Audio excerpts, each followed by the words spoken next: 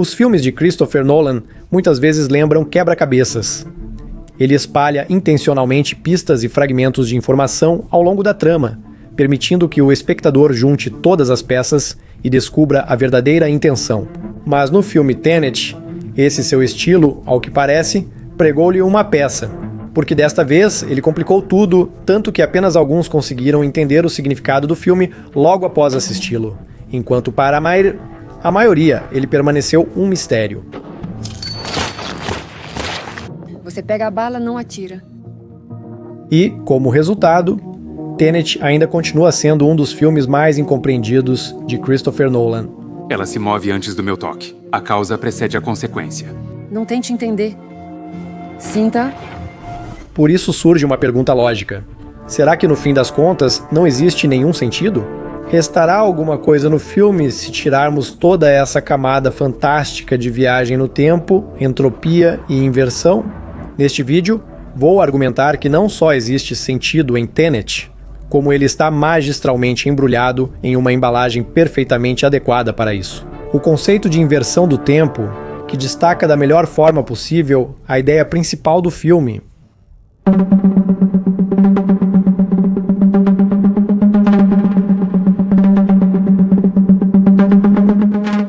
Inicialmente, ressalto que não analisarei o filme sob a ótica da fundamentação científica. A existência da inversão da entropia é apenas uma bela suposição fictícia, sobre a qual se baseia a trama. Deixemos isso para os físicos.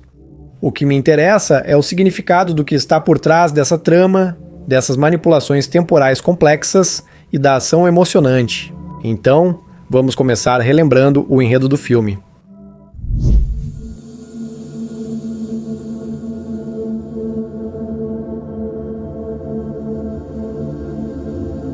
A trama de Tenet é baseada na ideia de inversão da entropia, um conceito fantástico que permite que objetos e pessoas se movam para trás no tempo.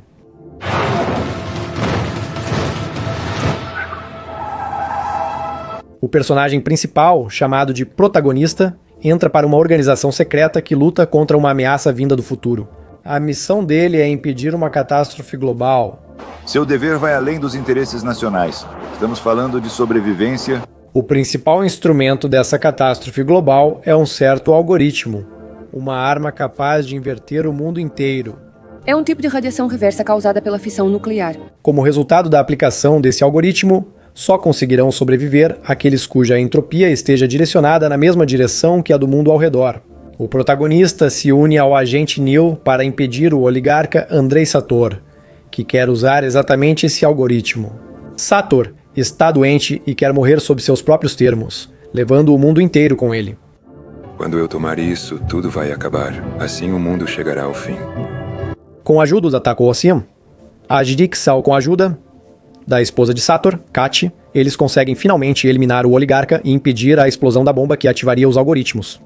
Para isso, eles precisam usar as mesmas táticas do adversário.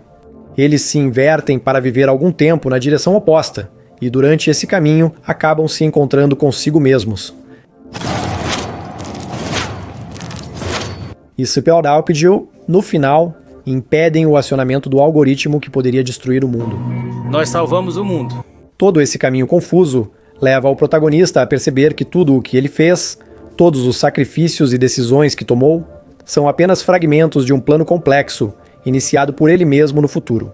Toda essa operação é um movimento inverso no tempo. De quem ela é? É sua. E aqui chegamos à primeira mensagem bastante óbvia do filme. O protagonista realmente tinha escolha? Ou todas as suas ações já estavam predestinadas desde o início?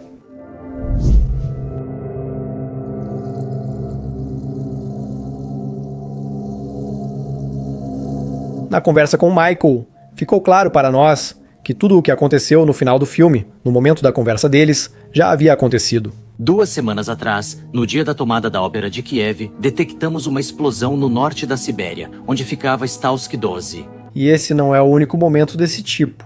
Um dos exemplos mais marcantes de predestinação é o Neo, que desde o início sabe muito mais do que conta ao protagonista. Eu prefiro refrigerante.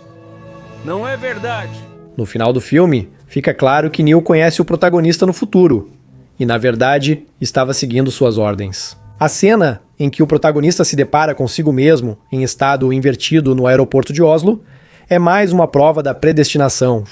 Ele luta contra si mesmo sem nem saber disso naquele momento. Quando ele se encontra consigo mesmo pela segunda vez, tudo acontece exatamente da mesma forma que da primeira vez. Isso demonstra que tudo o que acontece já está predestinado na cadeia de eventos, e não é possível mudar isso. Cat vê uma mulher pulando do iate e não percebe que é ela mesma vinda do futuro. E isso prova mais uma vez que tudo estava predestinado e que os eventos do filme formam um ciclo fechado. O que é apresentado no filme Tenet é um dos conceitos desenvolvidos para resolver o famoso paradoxo do avô assassinado.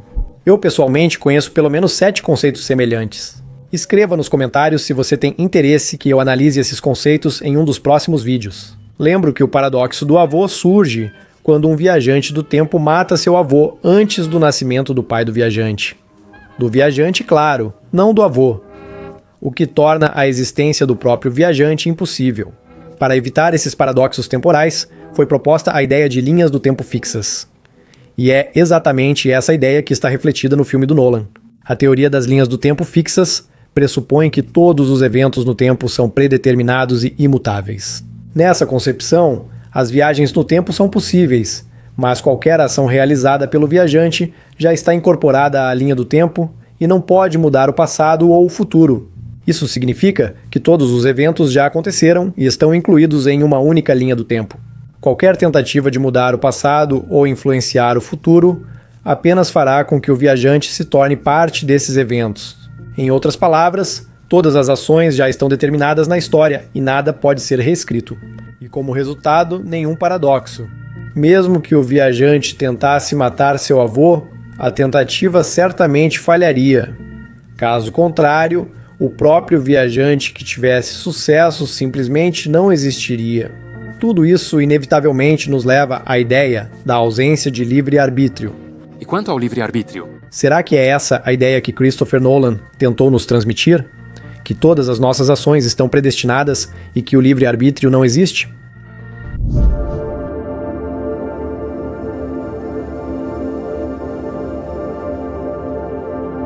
Adiantando um pouco, digo que o tema do livre-arbítrio é uma parte importante do filme, mas, na minha opinião, não é a principal mensagem da obra.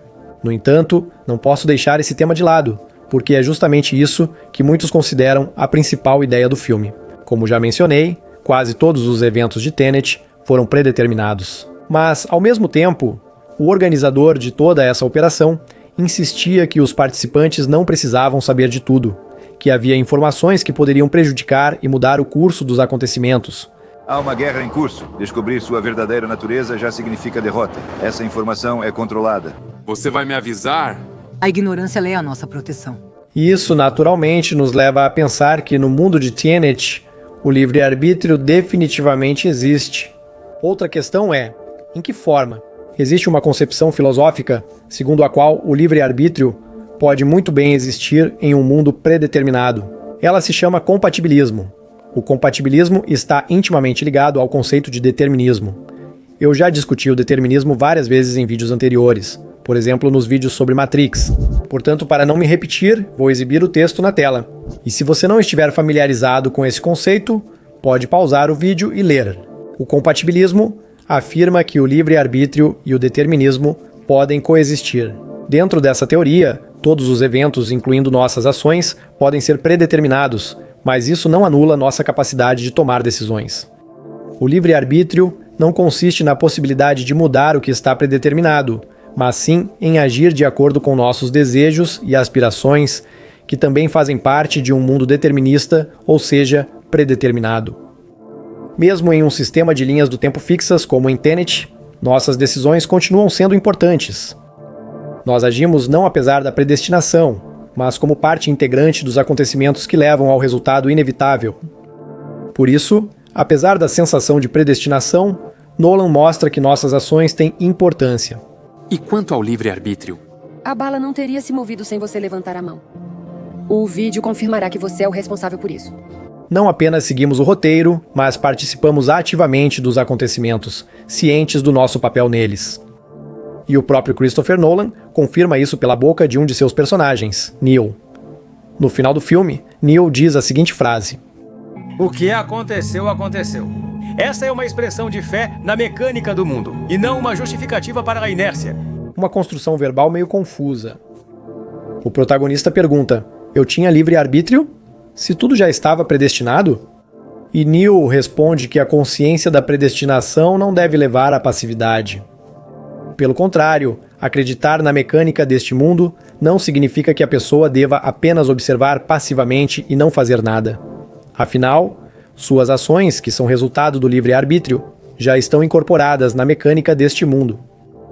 Não se pode contar com o acaso. Pode-se presumir que foi precisamente isso que Christopher Nolan quis transmitir. Mas conhecendo os filmes dele, acho que dificilmente ele transmitiria sua ideia de forma tão direta. Deveria haver algo mais? E na verdade, há outra ideia no filme, muito mais interessante. E ela está ligada ao antagonista Andrei Sator.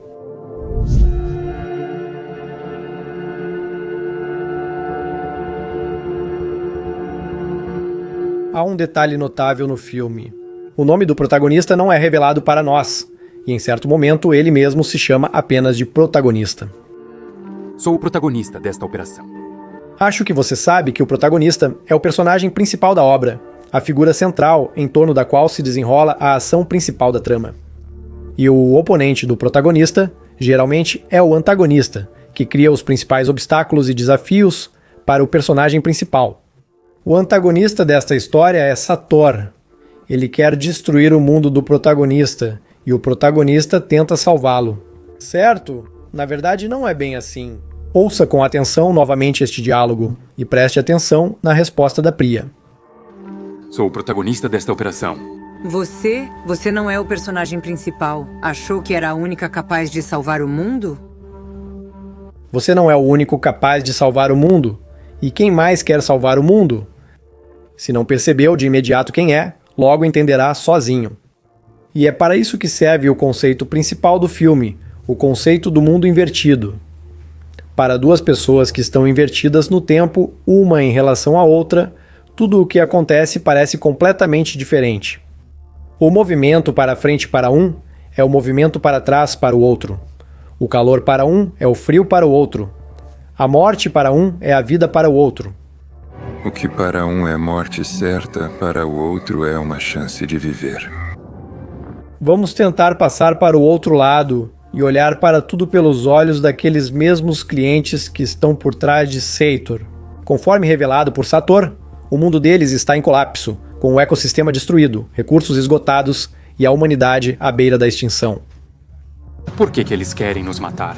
Porque os oceanos deles ferveram e os rios secaram. Eu não tenho escolha a não ser reverter tudo. Eles estão caminhando para um apocalipse inevitável, onde cada dia os aproxima do colapso. E essas pessoas estão tomando uma medida desesperada. Eles querem reverter a entropia de todo o mundo para dar uma chance de sobrevivência não só a si mesmos, mas também a muitas gerações futuras. Estamos falando de uma tentativa de reescrever a história por causa daqueles que podem nascer e viver em um mundo invertido. As ações deles não visam salvar egoisticamente algumas gerações, como faz nosso protagonista, mas sim prolongar a existência de toda a humanidade. Dar chances a muitas gerações futuras, que talvez nunca venham a nascer, se o mundo continuar em seu caminho inalterado rumo à catástrofe. Sabendo disso, você ainda quer me impedir? Sim. Sabendo de tudo isso, responda à pergunta: quem agora é o protagonista e quem é o antagonista dessa história?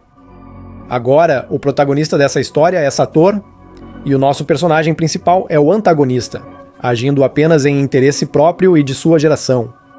Cada geração é responsável por sua própria sobrevivência. É exatamente isso que eles estão fazendo. E aqui, precisamos lembrar de outro filme de Nolan, Interestelar, e do monólogo do Dr. Mann. Estamos dispostos a nos sacrificar de coração por aqueles que conhecemos, mas nossa compaixão não se estende a estranhos. É assim que o protagonista age. Ele tenta salvar seu mundo e sua geração. Mas as vidas de muitas e muitas gerações, que nunca nascerão por causa da futura extinção da humanidade, não o preocupam. Como ele mesmo diz, Cada geração é responsável por sua própria sobrevivência. A evolução ainda não consegue superar essa barreira básica. da mesma forma, age a Cat. Ela se preocupa com o futuro do filho dela. O futuro de gerações seguintes não interessa a ela. Vai ser difícil fazer as pessoas trabalharem juntas para salvar toda a espécie, e não a si mesmas, e nem seus filhos. E Sator acaba sendo aquele que eliminou a própria humanidade para salvar a humanidade. Ele eliminou a própria humanidade para salvar a humanidade. Além disso, vale ressaltar que o mundo de Interestelar lembra suspeitosamente aquele mesmo mundo do futuro sobre o qual Sator fala.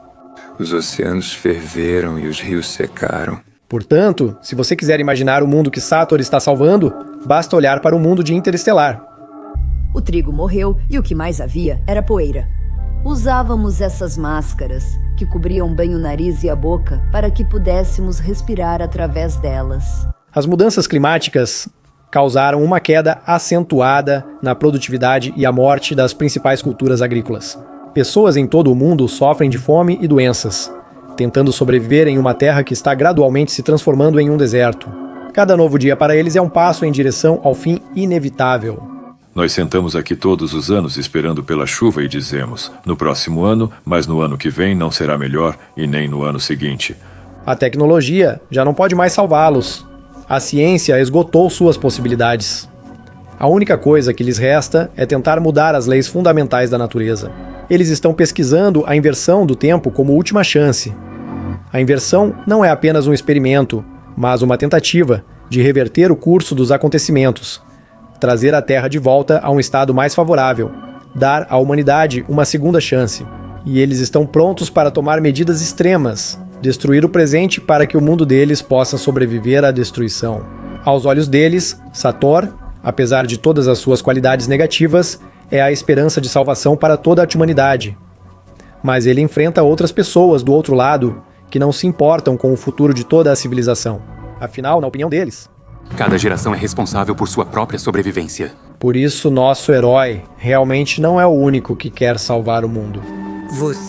Você não é a protagonista. Achou que era a única capaz de salvar o mundo? E o que para um é morte, para outro é vida. O que para um é morte certa, para outro é uma chance de viver. E é justamente aí que está uma das principais ideias de Nolan, que ele transmite através do conceito de inversão do tempo. Ele mostra que o mundo nem sempre é preto no branco, e que nossas ideias sobre o bem e o mal, sobre o certo e o errado, podem mudar dependendo do ponto de vista. A inversão não é apenas um truque físico, mas uma metáfora de como é fácil inverter os referenciais morais e ver a situação de outro ângulo. Para as pessoas do futuro, Sator não é um monstro, mas um herói que está salvando o mundo deles. Eles estão dispostos a destruir o presente pela chance de sobreviver. E para eles, isso não é um ato de maldade, mas um passo necessário pelo futuro de muitas vidas. Essa subjetividade da moral é destacada por Nolan através do mundo invertido.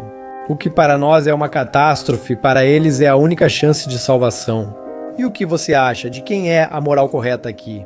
E aqui é apropriado lembrar do famoso experimento mental, com o desvio ferroviário e os trilhos. Imagine que você está parado ao lado de um desvio ferroviário. Um trem desgovernado se aproxima de você, correndo pelos trilhos e incapaz de parar. No caminho do trem, em um dos trilhos, 5 pessoas estão amarradas e inevitavelmente morrerão se o trem continuar seguindo sua trajetória atual. No entanto, você pode puxar uma alavanca e mudar o desvio, fazendo com que o trem siga por outro trilho onde apenas uma pessoa está amarrada. Dessa forma, suas ações salvarão 5 vidas, mas uma pessoa morrerá. A primeira opção é não fazer nada, e então o trem atropelará 5 pessoas. A segunda opção é puxar a alavanca e direcionar o trem para o outro trilho, matando uma pessoa, mas salvando 5. Pode-se aplicar uma abordagem utilitarista. Do ponto de vista do utilitarismo, a melhor escolha é salvar o maior número de pessoas. Ao puxar a alavanca, você salva 5 vidas ao custo de uma, o que maximiza o bem-estar geral. Ou pode-se aplicar uma abordagem deontológica. Do ponto de vista dos princípios morais, da deontologia, matar uma pessoa com as próprias mãos está errado, independentemente do número de vidas salvas. Aqui se destaca que a sua intervenção o torna diretamente responsável pela morte de uma pessoa. Você se torna um assassino, o que é moralmente inaceitável. Se aplicarmos tudo isso ao filme Tenet, então Sator, ou melhor, as pessoas por trás dele, são como a pessoa que tenta mudar o trilho e direcionar o trem para uma pessoa, salvando assim 5 outras. E o nosso herói é aquele que tenta impedi-lo e deixar tudo como está, com a ressalva de que, no caso de Tenet, estamos falando de várias gerações que, no final das contas, vão morrer de um lado da balança e muitas gerações do outro lado. Era isso que Christopher Nolan queria nos transmitir, a subjetividade da moral, mostrada através do conceito fantástico de inversão do tempo. É como se estivesse diante de um espelho. Parece que o seu reflexo te imita perfeitamente, mas se você levantar a mão direita, o seu reflexo vai levantar a esquerda. Então, quem de vocês está certo? O protagonista, no início do filme, preferiu morrer a trair seus colegas. Você preferiu morrer a entregar seus companheiros. Mas e se lá no futuro também houver pessoas assim, dispostas a dar a vida pelos seus? E esses mesmos companheiros para o protagonista? Para eles, existe uma ameaça à sua existência. E aqueles que são uma ameaça ao mundo do protagonista são companheiros para eles. E quem é o antagonista e quem é o protagonista depende de que lado você está. Compartilhe nos comentários o quanto a sua interpretação de Tenet se alinha com a minha. Também me diga se você tem interesse em análises de outros filmes do Christopher Nolan. Você pode fazer isso clicando em curtir. Assim, pelo número de curtidas, eu vou entender que esse tema te interessa. Aliás, o vídeo sobre o filme Interestelar, que eu mencionei nesta análise, já está no canal. O link para ele vai aparecer agora na sua tela. Também vou colocar o link na descrição.